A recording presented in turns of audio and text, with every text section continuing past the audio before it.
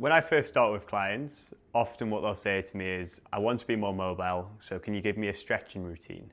Now, that might make sense on the surface of things, but actually when we think about mobility, it's not just flexibility that's important. Before we go on to tackle mobility and how to improve it, it's important to understand what a lack of mobility stops us from doing. Now, signs that your mobility are declining are things like when you get out of a chair, you start holding on with both hands to push yourself up, or just the one. You might look at toilet seats and think, oh, that's a little bit low.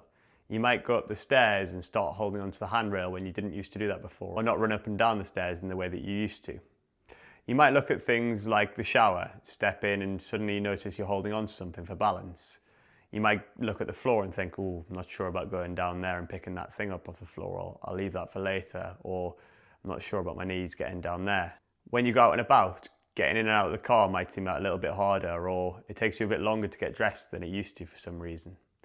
All these things individually are quite small, but when they start to add up, they're signs that your mobility, your strength and your balance are starting to decline.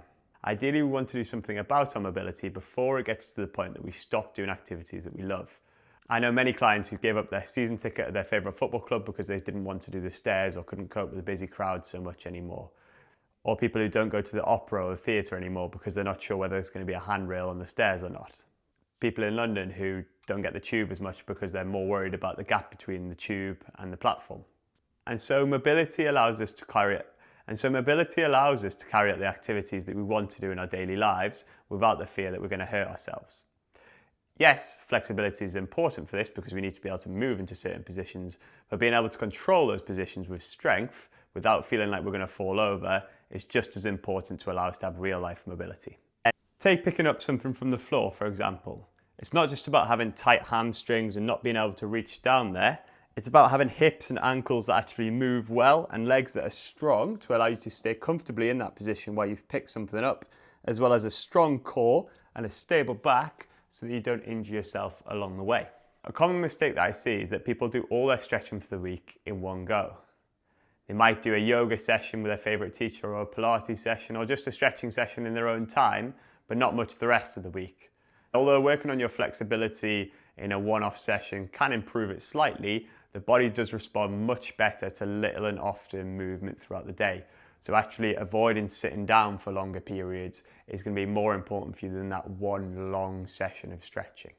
When we think about mobility, it's about being able to move strongly into different positions, and so be moving our body in ways that it might not be used to. I see huge amounts of people who just stop going down to the floor and suddenly they think, ooh, I'm not sure I could get down there again. You have to keep challenging your body, putting yourself in positions where your body doesn't feel quite so comfortable in order to keep that mobility and reinforce that confidence for you that actually, yes, I can do this. And if you keep working on the technique of it, you can actually continue to do these things for much longer than you realize. Another common mistake I see is that people think they need to be flexible across their whole body. And actually, some joints, we don't really want any flexibility. We want stability. In the ankles, we want mobility. In the knees, we definitely don't. We want stability to just go back and forward. In our hips, we want lots of mobility to take the strain off our low back. In our low back, we want to be stable. We don't want this to be floppy, especially if we're going down and picking things up which are heavy. In our upper back, we don't want to be too stiff because that can lead to rounded shoulders. We want to be nice and flexible and able to twist side to side and lift our arms over our head. So it's not all about flexibility in all of these different areas of our body. It's about having flexibility and mobility in the right areas and stability and being strong in others.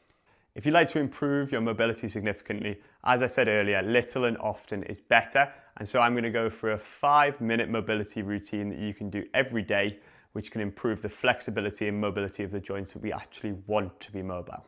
Now you understand why we need to be mobile and what that actually means. Click here to view that video and I'll see you there for your 5-minute routine.